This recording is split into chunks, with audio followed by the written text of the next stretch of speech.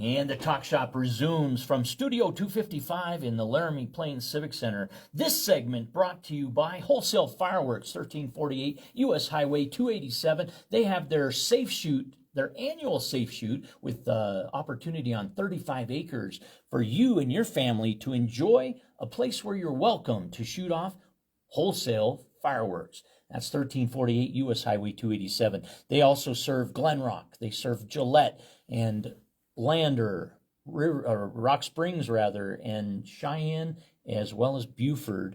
And we here at 1348 U.S. Highway 287 can enjoy all of their property with our barbecue, our camping. You can camp out like a carload price, and you enjoy what's really nice, and that's safety personnel on location to do this. We have the opportunity with the Candidate Awareness Tour continuing in Studio 255 this morning with candidate for U.S. Congress in the great state of Wyoming at the federal level, Kevin Christensen. You've been in studio, and we did a prior segment. This segment, I want to talk about one aspect. We talked about 27 years of your military career and where you will take leadership into should you be elected U.S. Congress. What other aspects of your career are unique to you and no other candidate?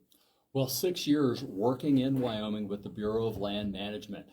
I met and worked with, built relationships with farmers and ranchers all across the state, working with oil and gas companies. We permitted over 5,000 new oil and gas wells that are powering America.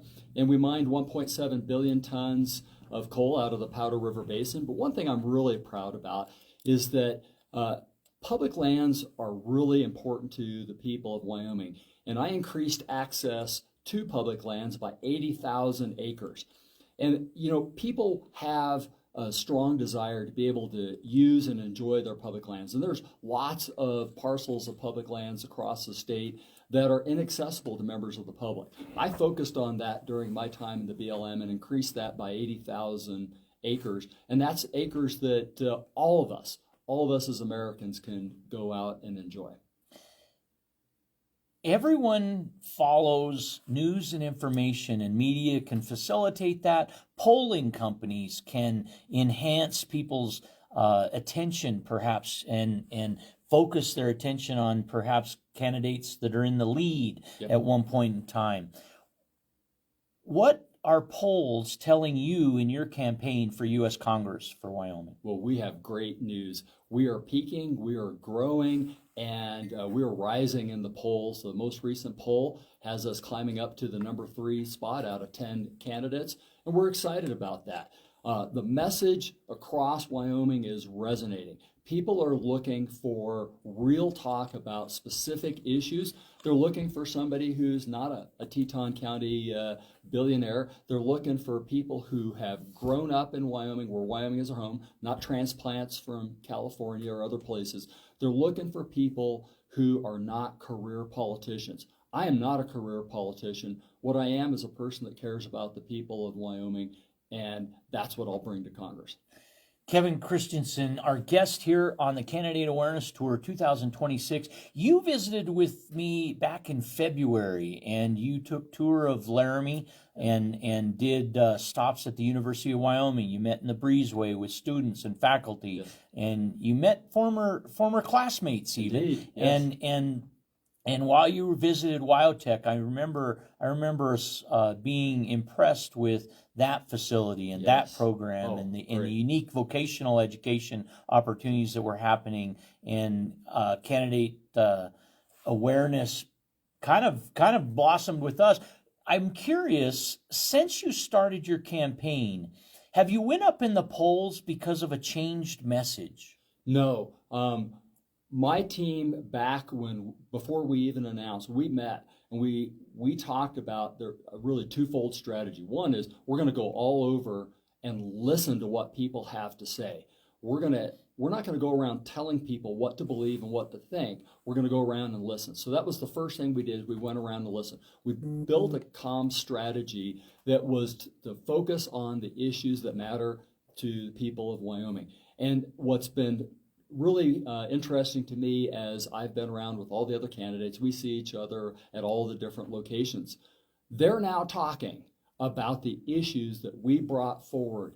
Nobody was talking about where the impact in our Wyoming economy of spending that's in Congress and the national debt. Nobody was talking that. They're all talking that now, and they're all talking about how we need to address that.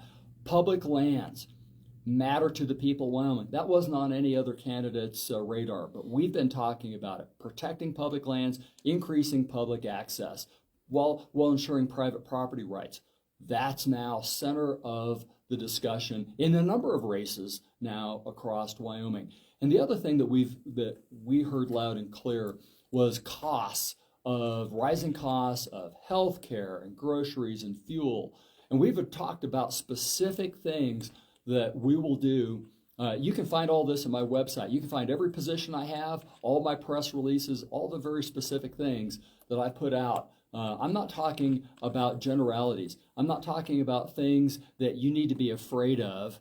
And what I'm talking about are things that you can be proud of and things that are specific action items that we'll take on in Congress. Many are interested in affordability topics, be it healthcare, be it housing. What campaign messages have been shared that you have led with in the campaign? Well, certainly on the affordability, and I've really hit the healthcare issue hard because in Wyoming, we have a unique challenge. Not only do we have an aging population, we have rural counties where access is one of the main problems that people are facing. And because of our aging population and the youth exodus that we're seeing out of the state, we are having a problem where insurance companies are not really wanting to insure people in Wyoming. We're expensive to cover because of those two areas. And so access to affordable health care is important. One of the most important things in that I think is essential to the discussion of affordability is that we have to get back to a provider patient-centric system. Back when the Affordable Care Act was passed, the idea of getting more access to affordable health care seemed like a good idea.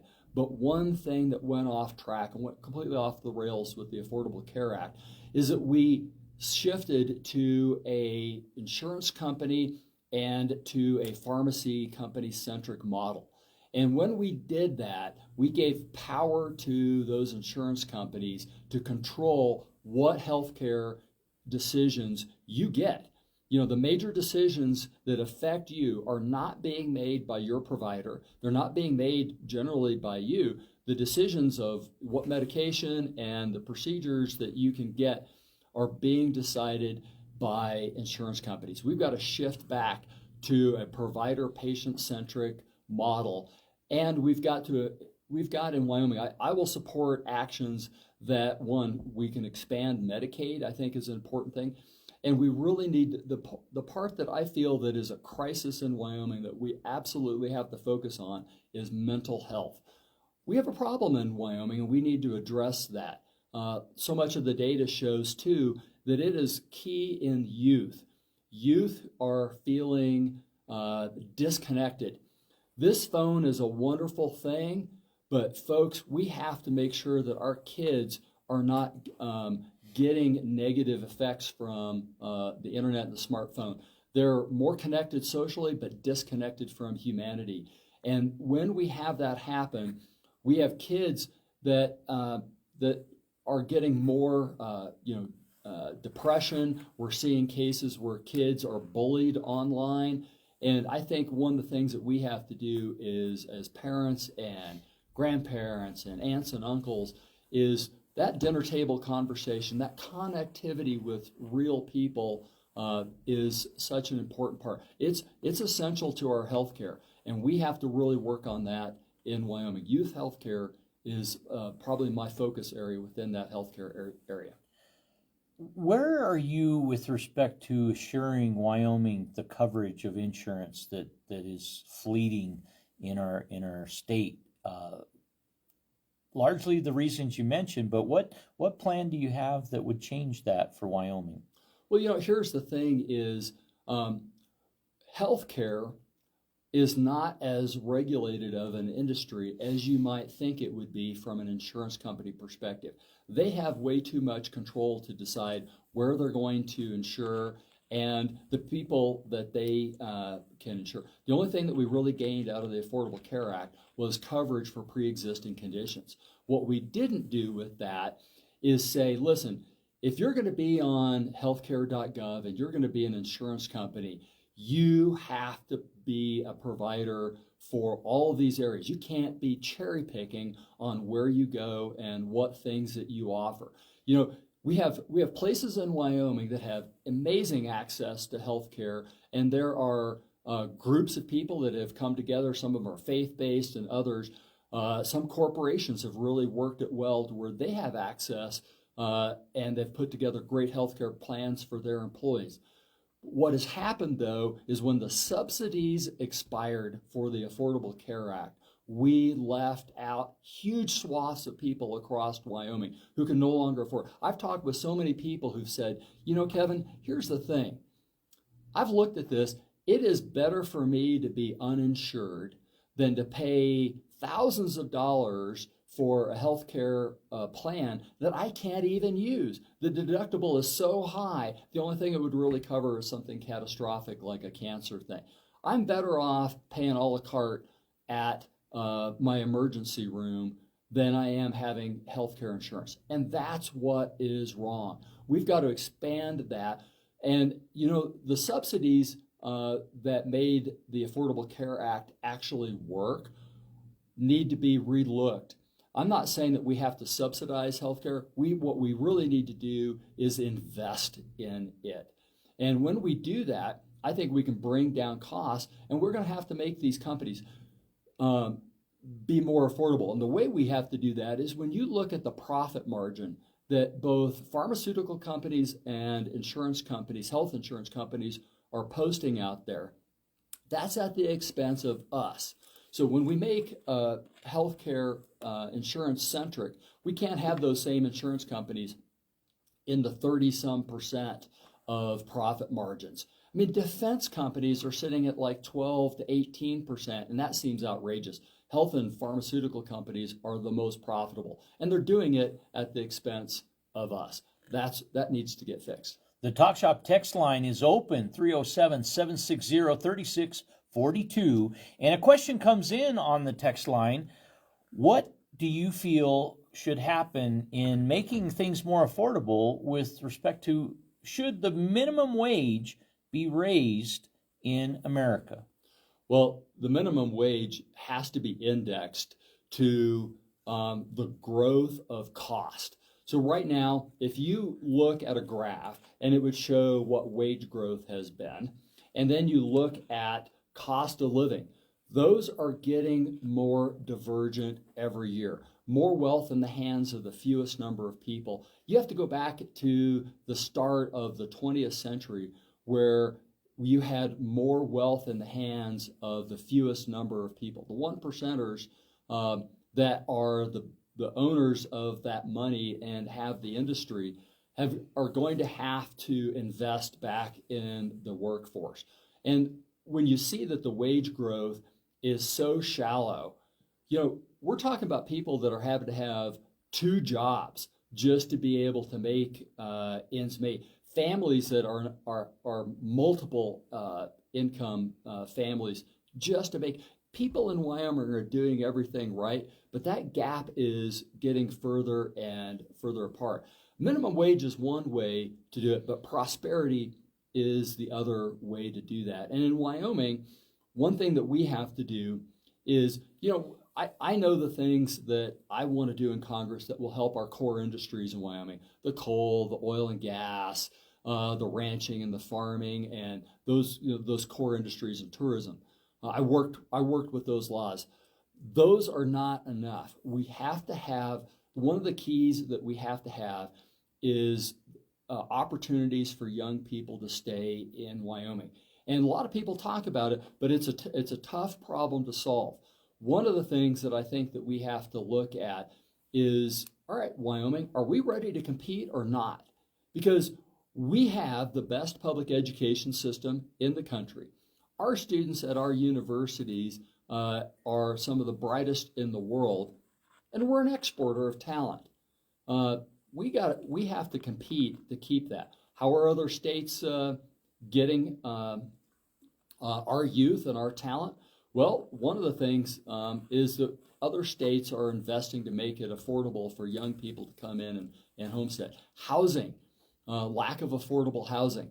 I was talking with people in Cheyenne who are lamenting that the builders are only building houses that are in the 500, 750K range, and there's not affordable housing for the average person.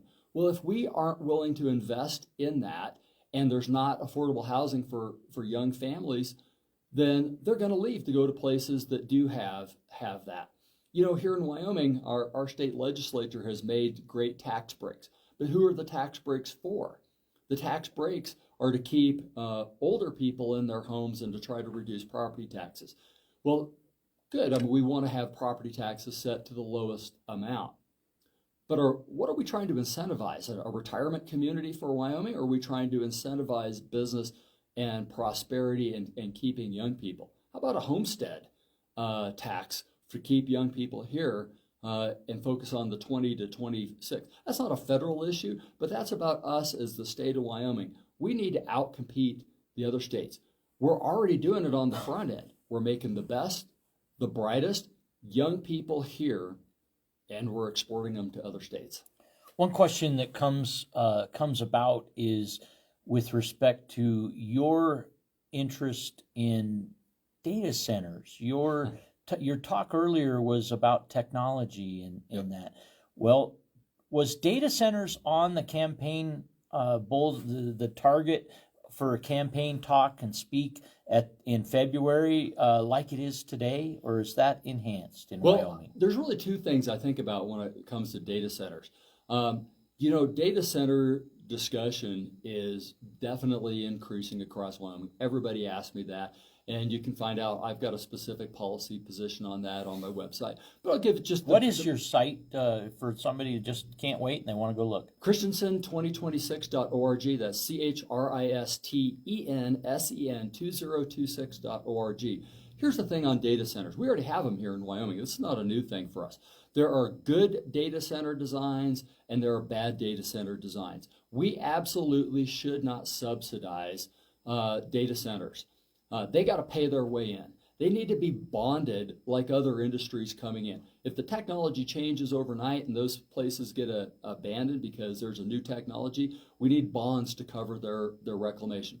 Good data center designs focus on sound reduction, minimizing the use of water with a closed system. Even within closed system designs, there are good and bad designs that are out there. But the most important thing is what we can't have is some of the counties across Wyoming are moving forward and they're not having a lot of dialogue with the people in those areas. There are good places to put a data center and there are bad places to put data centers. Now on the plus side, let's be honest.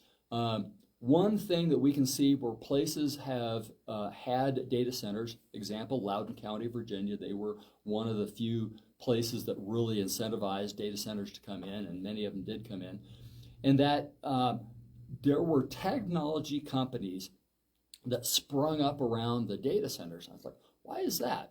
The zero latency internet that comes with a data center, because data centers have to have the fastest internet on the planet to be a data center.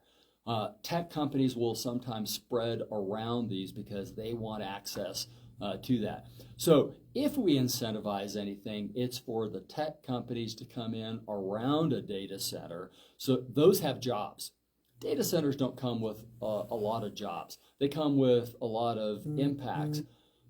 And we should be very open-minded but also considering lots of electricity, water consumption, noise. There are good designs where it can happen in Wyoming, but people have to be engaged in their community to insist that we're not subsidizing to bring them in, they're bonded, and that they have the appropriate design features for what that community expects. When you talk incentivizing or subsidizing, what's the difference, or is there one? Well, subsidizing, let's use wind energy. Wind energy is so subsidized. Those wind turbines never pay for themselves. Those giant wind turbines would not be out across the Medbo area if it was not for the subsidies. They will time out and age out before they ever pay for themselves. That's subsidizing. We're paying to offset the cost for a business to come in and set this up. Data centers, absolutely not. Our taxpayer money to subsidize to bring them in, no. If they want to come to Wyoming, pay your way in and be engaged with the government, Industrial Siting Commission, all the entities that they have to be engaged with for where they're going to put up shop. Incentivizing is what we do to try to sweeten the pot. And if we really want something to come into Wyoming Business Council has tried, some different efforts at that. Incentivizing is where we use our taxpayer money to try to sweeten the deal. Texas is a great example where they have picked certain industries and said, you know what, we'd really like to see you move out of California to our place. We're better political climate, and we're going to make it worth your while. We will pay to help facilitize you setting up this industry here. So you're a little more cost neutral about the infrastructure that it takes to pick up and move to our state. We're not subsidizing, we're not giving you tax breaks or something like that, but we'll say, the cost of facilitizing your business here, we can offset. You can basically through grants and things like that. So when it comes to data center development, one Wyoming federal representative has involved themselves in the consideration that federal control should prevail over state or local control with respect to data centers. Your position? No. Well, local control is where decisions that affect communities need to be made.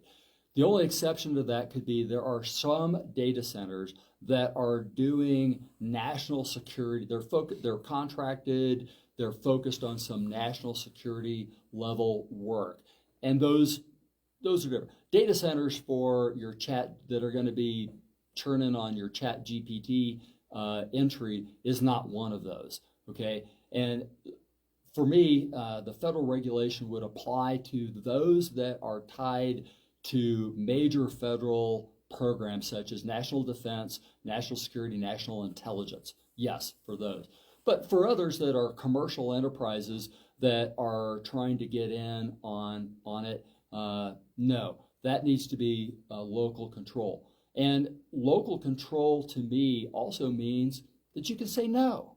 If you have a federal government decision and they say, well, it's coming and hope you like where we put it, that's not appropriate for Wyoming. One transition site seems to be with respect to these considerations of data centers and AI development in Wyoming seems to be the consideration that if we put it under the control of industrial siting on federal lands, it's not going to be up to the local or state entities whatsoever. Your thoughts? Yeah, I don't think federal lands, our federal lands by law are multiple use, sustained yield. You put a data center on it, you're out of multiple use. That's a single use. So that to me excludes the use of public lands, because that's inconsistent with both Forest Service and BLM's laws and their stated mission. That's the same way I feel about solar. When you put in solar, large utility scale solar, it's no longer multiple use. You're not grazing on it, you're not mining on it, you're not recreating on it, it's single use. That's why I don't think those are appropriate for public lands either. I want to let everybody know we will be posting Kevin Christensen for U.S. Congress, all his contact information, and that is going to be available on this post within the body of the content. And we thank you for your questions on the Talk Shop text line. As we continue, one place we're going to go after we come back will be in areas more local, but from a federal influence level. This up next on the Candidate Awareness Tour 2026 with Kevin Christensen for U.S. Congress representing the state of Wyoming.